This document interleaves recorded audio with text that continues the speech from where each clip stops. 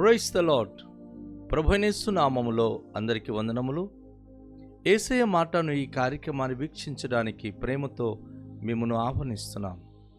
ఈ దినము అపోస్తలుడైన పౌలు కొరింథీయులకు రాసిన మొదటి పత్రిక 4వ అధ్యాయము 1 నుండి 5 వచనాలు ధ్యానించుకుందాం.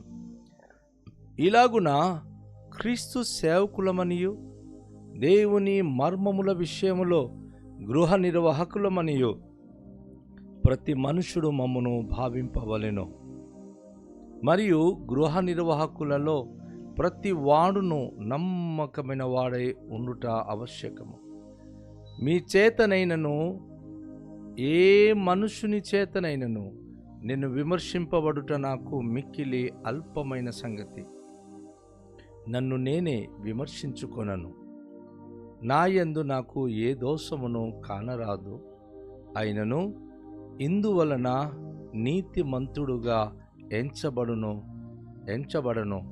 నన్ను విమర్శించువాడు ప్రభువే.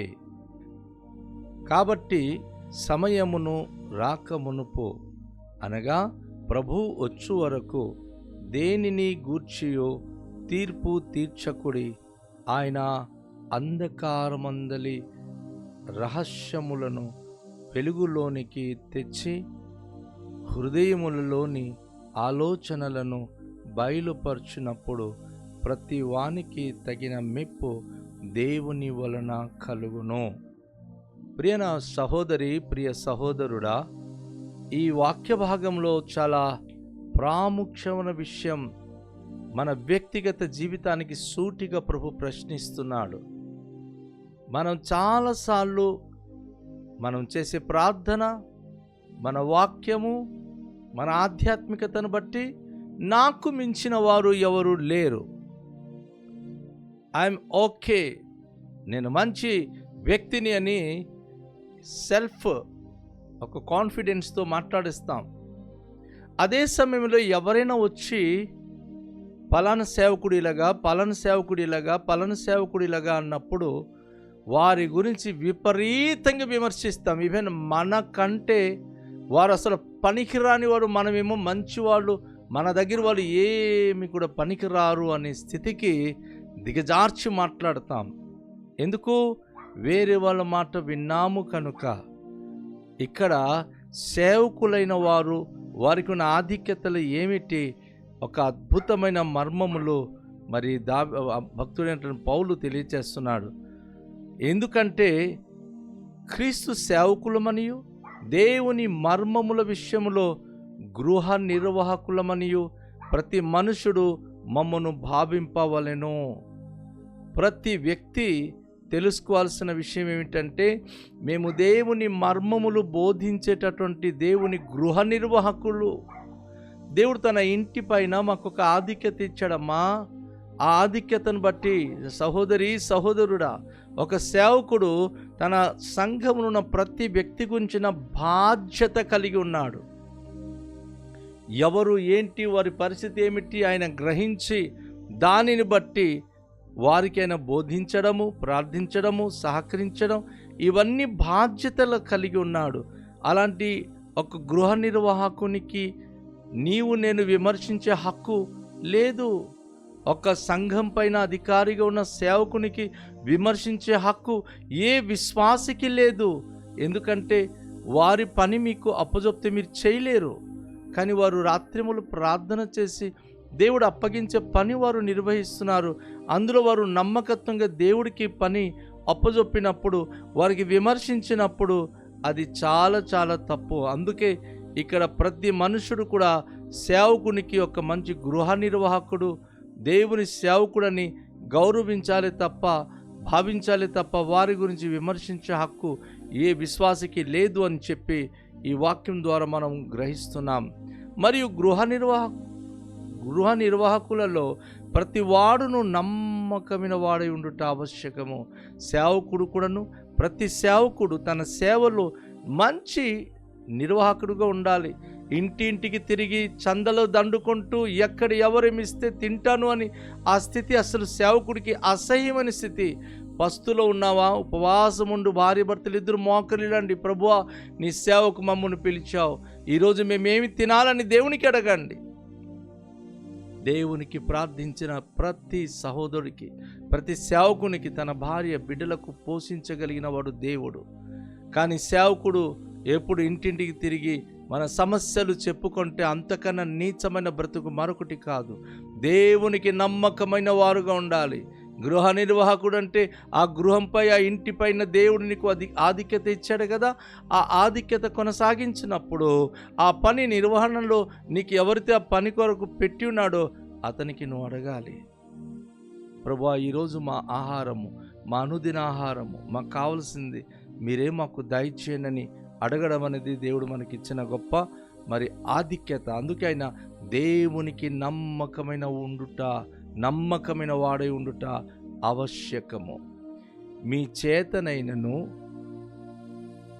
అపోస్తలుడు పౌలు చెప్తున్నాడు, మీ చేత అనగా కొరింథీ సంఘమా, మీ చేతనైనను ఏ మనుషుని చేతనైనను నేను విమర్శించబట్ట నాకు మిక్కిలి అల్పమైన సంగతి, నన్ను నేనే విమర్శించుకొనను. ఎందుకు ఆ మాట చెప్తా ఉన్నాడు? సంఘమా, మీరు చూస్తున్నారు, మీరు నన్ను విమర్శించడం కానీ, ఏ మనుషులు విమర్శించడం కానీ, ఏ వ్యక్తి విమర్శించడం కానీ అది నాకు చాలా అల్పమైన విషయం. నన్ను నేను కూడా విమర్శించుకోను. వ్యక్తిగతంగా మనకు కూడా మనం విమర్శించుకోకూడదు, ఎవరి చేత విమర్శించబడకూడదు, ఎవరికి మనం విమర్శించకూడదు. అది మన డ్యూటీ కాదు. విమర్శించువాడు దేవుడు. ఎవరి క్రియలకు, ఎవరి ప్రవర్తనకు ఏం చేయాలో, వారి పరిస్థితి ఏమిటో విమర్శించగలిగిన వాడు దేవుడు. మనం ఎవ్వరము కాము. నా యందు నాకు ఏ దోషమును కానరాదు, అయినను ఇందువలన నీతిమంతుడుగా ఎంచబడను, నన్ను విమర్శించువాడు ప్రభుయే. ఎంత జంటిలుగా ఆ మాట చెప్పారు చూసారా? ఎవరికైనా విమర్శిస్తున్నారా? వీడు మంచిడిగాడు, ఆవిడ మంచిదే కాదు, వీళ్ళు ఇలాంటి వారు, వాళ్ళు అలాంటి వారు. కొంతమంది చీదరించి మాట్లాడతారు. ఒక వ్యక్తి పేరెత్తితే విపరీతంగా విమర్శిస్తారు. కానీ వారికి తెలియదు వారు దేవునికి విరుద్ధంగా తప్పు చేస్తున్నారని. విమర్శించే హక్కు దేవుడిది తప్ప ఏ మానవుడిది కాదు. సో విమర్శించడం ద్వారా అది చాలా చాలా ప్రాబ్లం.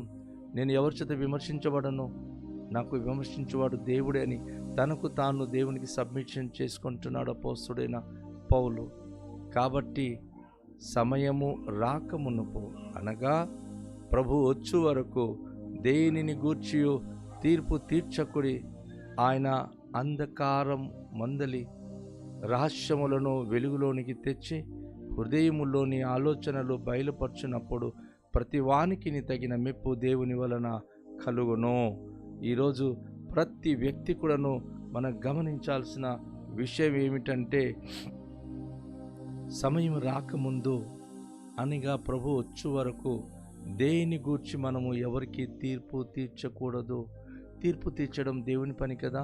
సహోదరి, ఎందుకు నువ్వు బాధపడుతున్నావు? ఎవరెవరి గురించి నువ్వు మాట్లాడుతున్నావు? ఎవరి ప్రవర్తన ఎలా ఉంటే దేవుడు చూసుకుంటాడు. దేవుని దృష్టికి వారు యోగ్యంగా ఉండాల్సినటువంటి పని వారిది. కనుక మనం ప్రభు వచ్చు వరకు, ప్రభు మన తీర్పులోనికి మన జీవితాన్ని పిలిచే వరకు, తన రాకడలో మనం చేరే వరకు మనం ఎవరికి తీర్పు తీర్చకూడదు. ఎలాంటి చీకటి పరిస్థితులు ఉన్నా, ఎలాంటి అంధకారమందు రహస్యమైన విషయాలు ఉన్నా ఖచ్చితంగా దేవుడు వెలుగులోనికి తెస్తాడు. ఖచ్చితంగా ప్రభు అది వెలుగులోనికి తెస్తాడు. హృదయములోని ఆలోచనలు బయలుపరచున్నప్పుడు, ప్రతి హృదయంతరంగంలో ఉన్న ఆలోచనలు దేవుడు బట్టబయలు చేసినప్పుడు, ఈరోజు నువ్వు మంచి వ్యక్తిగా నిన్ను నువ్వు చూపించుకుంటే దేవుడు సంతోషించాడు. కానీ రేపు నీ హృదయంతరంగంలో ఉన్నటువంటిది ఆ రహస్య పాపములు, ఎంత ఘోరంగా జీవించావా, ఎంత నీతిమంతురాలుగా జీవించావా, నీ హృదయంలో నువ్వు కలిగి ఉన్న నీ హృదయ పరిపూర్ణతను ఒకరోజు దేవుడు బట్టబయలు చేసినప్పుడు వానికి తగిన మెప్పు దేవుని వలన కలుగును. నువ్వు ఎంత ఘోరమైన పాపి అయినా దేవుని దగ్గర కనుక నువ్వు మంచిగా జీవించి, దేవుని వాక్యానుసారంగా మంచిగా జీవించి ఉన్నట్లయితే దేవుడు నిన్ను దీవిస్తాడు. ఎటువంటి సందేహం లేవు. నువ్వు దేవుని దృష్టికి యోగ్యమైన బిడ్డగా జీవించి ఉంటే దేవుడు నీ మంచి మనసును బట్టి, నీ మంచి మనోభావాన్ని బట్టి ఆయన నిశ్చయంగా ఆశీర్వదించి నీకు మెప్పు కలిగిస్తాడు. మెప్పు, మహిమ, ఘనత కారణమవుతావు. దేవుడు నీ జీవితంలో అద్భుత అనుభూతిని అనుగ్రహించువాడై ఉన్నాడు. కనుక నీ హృదయంతరంగంలో ఎవరి గురించి విమర్శించడం కానీ, ఏ పాపం ఉంచుకోవడం కానీ, ఎలాంటి లోకరీతి జీవితం జీవించడం కానీ కాకుండా ఉండాలి. నిన్ను నువ్వు విమర్శించుకోవద్దు, ఎవరికి విమర్శించే స్థితి ఇవ్వద్దు. నమ్మకమైన గృహ నిర్వాహకుడుగా దేవుడు నీకు ఏ పని అప్పచెప్పాడో ఆ పనిలో నమ్మకత్వం కలిగి ఉండడానికి నువ్వు నేర్చుకోవాల్సిందిగా ప్రభు వాక్యపక్షంగా తెలియచేస్తా ఉన్నాను. దేవుడు మన జీవితాలను ఆయన గమనిస్తూ ఉన్నాడు. అంచె దినము ఈరోజు అయిపోయింది, ఈరోజు మనం గడిచిపోయాము, ఈ వారము, ఈ నెల ప్రశాంతంగా వెళ్ళిపోయామని కాదు. యుగ యుగాలు ప్రభుతో ఉండబోతున్నాం మనం. అక్కడ మన జీవితానికి ప్రశాంతత కావాలి. ఇక్కడ ఏడ్చుచున్న నీవు అక్కడ నువ్వు నవ్వాలి. ఇక్కడ నువ్వు బాధపడుతున్న నీవు అక్కడ సంతోషంగా ఉండాలి. ఆ దినము కొరకు నువ్వు సిద్ధపడు.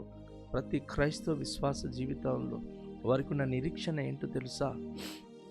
భూలోకంలో ఉన్నప్పుడు కన్నీళ్ళైనా కష్టాలైనా సహిస్తాం, ఓర్చుకుంటాం, కానీ ప్రభు రాజ్యంలో చేరుతాం, ప్రభుతో మేము జీవిస్తామని ఒక నిరీక్షణ కలిగి ఉంటారు. చూసారా?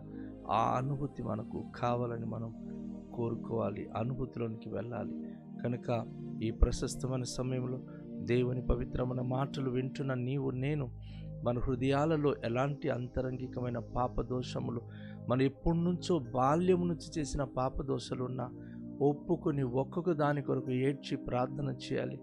ఎవరి పాపం గురించి కనుక మనం విన్నప్పుడు, అయ్యో నేను ఒకప్పుడు అలాంటి వ్యక్తినే కదా ప్రభువా, వారికి నువ్వు రక్షించు, నన్ను రక్షించు, వారికి రక్షించు అని ఇలాంటి జంటిలి ప్రార్థన చేయడం నేర్చుకున్నారనుకోండి, నీతిమంతులుగా మీరు తీర్చబడతారు. అంతేగాని మీరు చేసిన పాపాలన్నీ కూడా ఆ రోజుల్లో చేసాం, ఇప్పుడు చేయట్లేదు కదా, మేము నీతిమంతులం కదా అనుకుంటే, అయ్యో దేవుని ప్రియ బిడ్డ, నువ్వు నష్టపోతున్నావు. దేవుని దగ్గర మెప్పు పొందడానికి బదులుగా నువ్వు శిక్ష పొందుతావేమో. కనుక ప్రతి హృదయము పరీక్షించుకొని సరి చేసుకోవడానికి దేవుడు ఇచ్చిన ఈ పవిత్రమైన మాటల కొరకు మనం రండి ప్రార్థన చేద్దాం. దయగల తండ్రి, మీకు వందనాలు. ఈ వాక్యం ద్వారా మీరు మాతో మాట్లాడారు. ఈ మాటలు మా జీవితానికి ఆశీర్వాదకరంగా ఉంచండి. మీ యొక్క కృపహస్తము మాకు తోడుగానివ్వండి. సకల మహిమ, ఘనత, ప్రభావములు మీరే పొందుకొనమని, మీ యొక్క కృపతో మమ్మల్ని బలపరచుమని, ఆశ్చర్య కార్యములు మా జీవితంలో జరిగించుమని. ప్రభువా, మమ్మను మేము విమర్శించుకొనక, ఎవని చేత విమర్శించబడక, విమర్శించు మీ దృష్టికి మేము సరిచేయబడిన వారమే. ప్రభు, మీ చేత మెప్పు పొందడానికి యోగ్యులు ఉండే భాగ్యం మాకు దయచేయమని యేసు నామములో ప్రార్థిస్తున్నాము తండ్రి, ఆమేన్. అందరికీ ప్రైజ్ ది లార్డ్. ప్రభు మనను దీవించుగాక. షాలోమ్.